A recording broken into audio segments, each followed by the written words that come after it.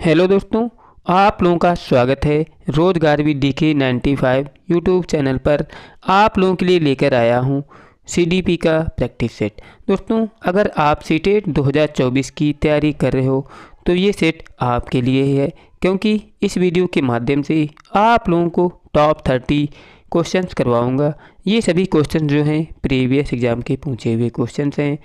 आप लोग लास्ट तक देखने के बाद में ज़रूर कमेंट करिएगा कि आपके 30 क्वेश्चंस में से कितने सही हुए। जिसमें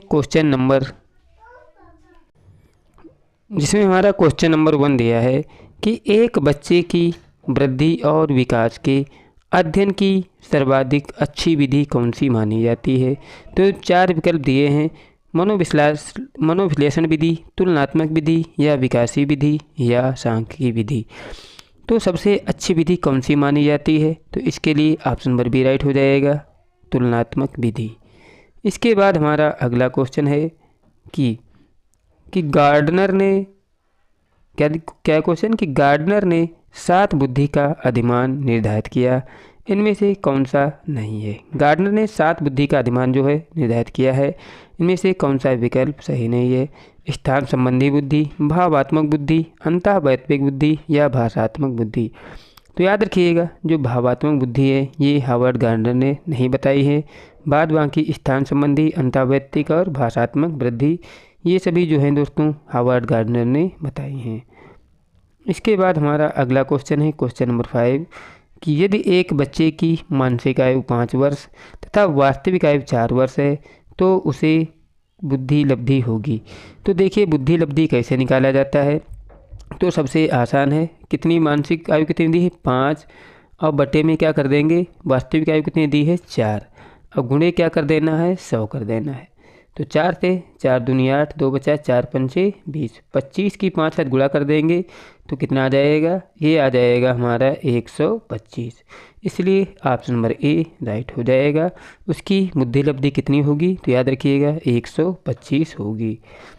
इसके बाद हमारा अगला क्वेश्चन है कि मनोविज्ञान शिक्षा का आधारभूत विज्ञान है, यह किसने कहा है। मनोविज्ञान शिक्षा का आधारभूत विज्ञान है, यह किसने कहा है। ये दोस्तों किसने कहा है, BN झा, स्किनर, डेविस, या वुडवर्थ। तो याद रखिएगा ये कथन है स्किनर का, ऑप्शन नंबर बी राइट हो जाएगा। इसके बाद हमारा अगला क्वेश्चन है क्वेश्चन नंबर 7। क्वेश्चन नंबर 7 है कि हिंदी अक्षरों को बालक किस आयु में पहचानने लगता है। हिंदी अक्षरों को बालक किस आयु में पहचानने लगता है, 3 वर्ष में, 4 वर्ष में, 5 वर्ष, या 6 वर्ष। तो दोस्तों इसका राइट आंसर हो जाएगा 5 वर्ष।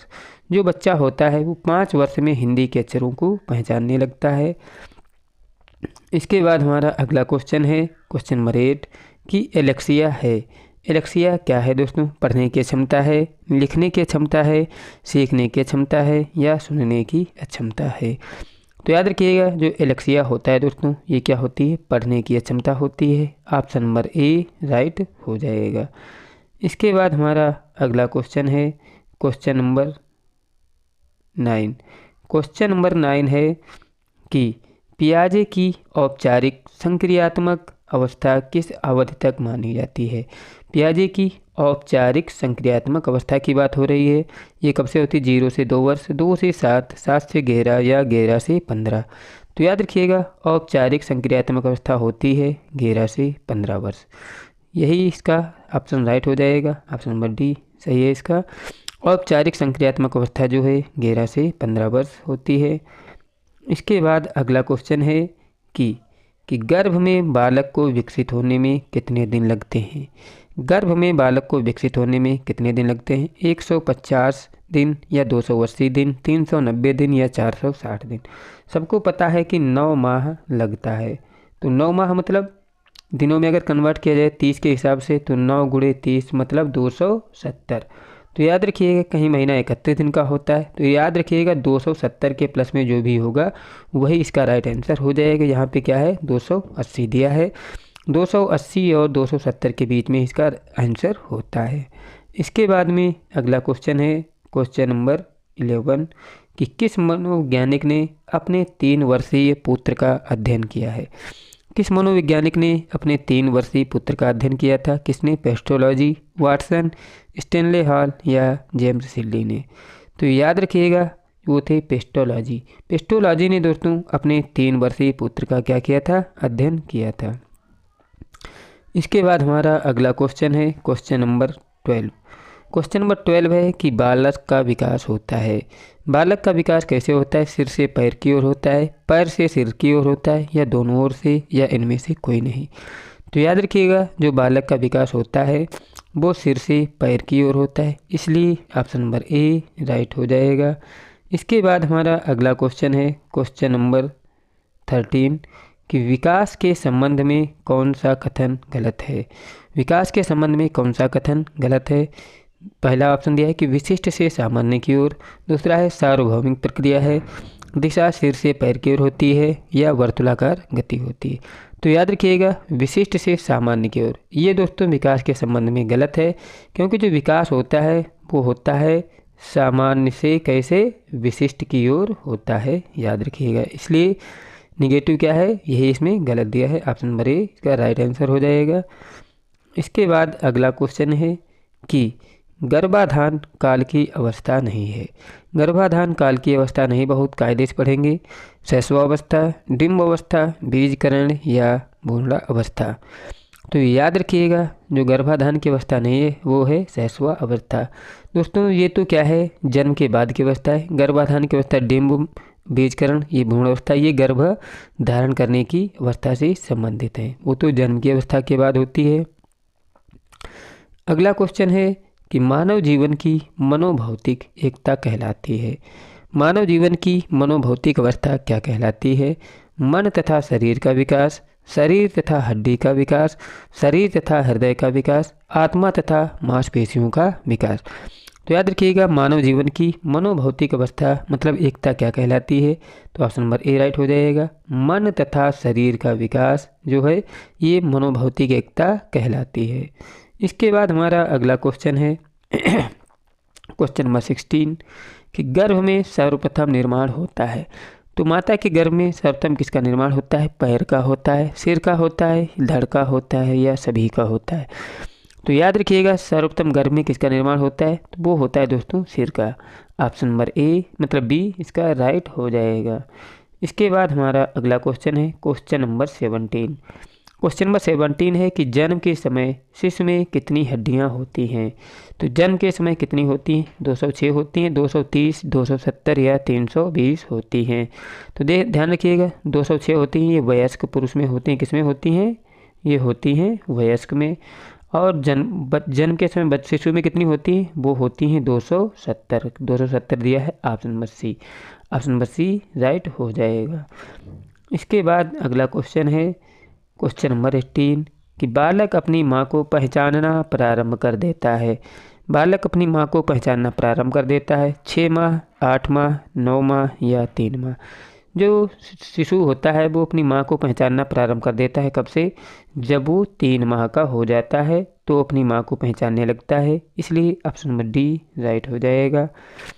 इसके बाद अगला क्वेश्चन है कि बालक के जन्म के समय शिशु के मस्तिष्क का भार कितना होता है? बालक के जन्म के समय शिशु के मस्तिष्क का भार कितना होता है? 300 ग्राम होता है, 350 ग्राम होता है, 400 ग्राम या 450 ग्राम? तो याद रखिएगा जन्म के समय जो शिशु के मस्तिष्क का भार होता है वो होता है 350 ग्राम। ऑप्शन नंबर बी राइट हो जाएगा।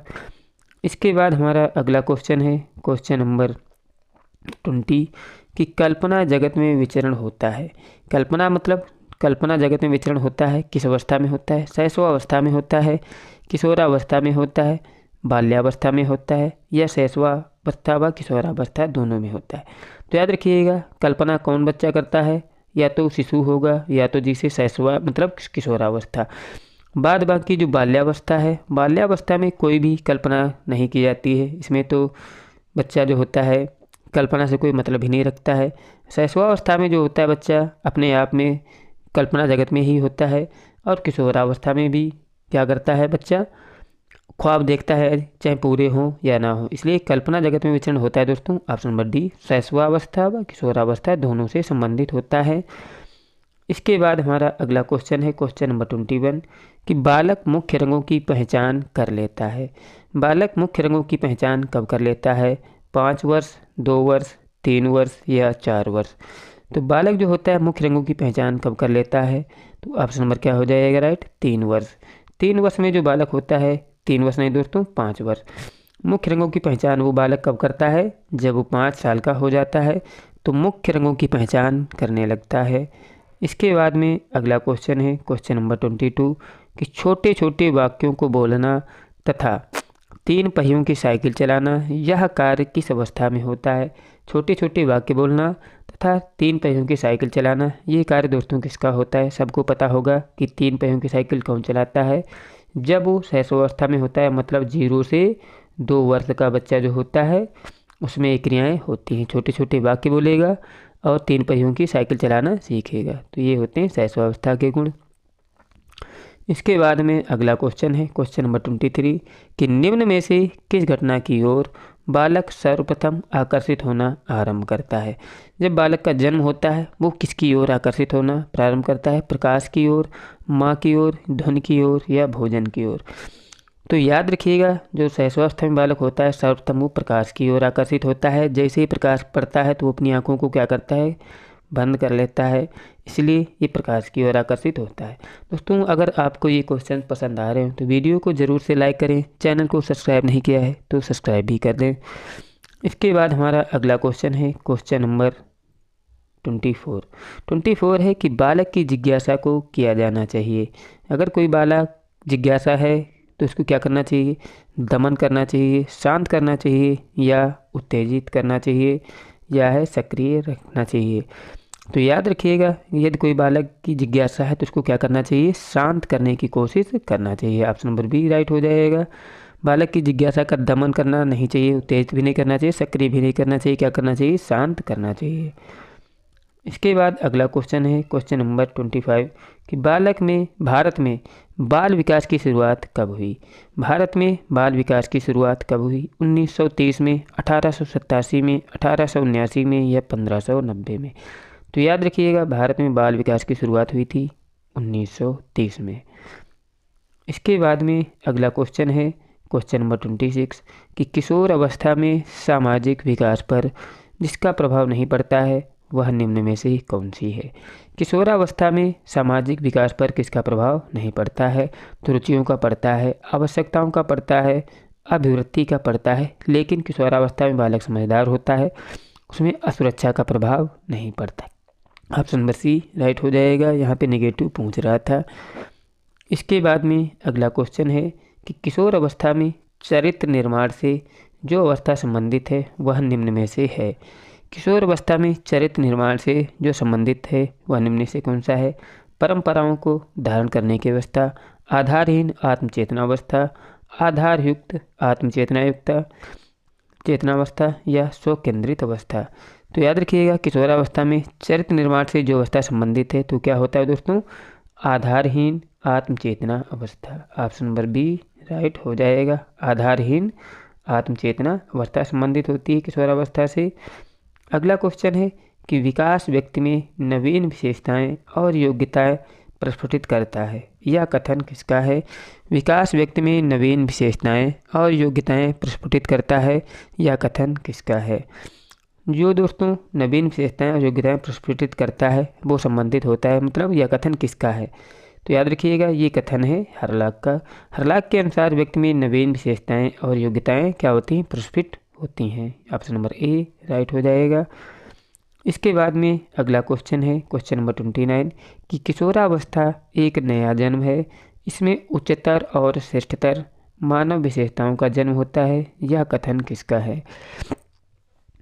किशोरावस्था एक नया जन्म है, इसमें उच्चतर और श्रेष्ठतर मानव विशेषताओं का जन्म होता है, यह कथन किसका है? जॉन एन सिम्पसन का है, गैसल का है, स्टेनली हॉल का है या गेडफ्रे का है? तो किशोरावस्था एक नया जन्म है, ये विशेषता मतलब यह कथन किसका है? तो याद रखिएगा, यह है स्टेनली हॉल का। ऑप्शन नंबर सी राइट हो जाएगा।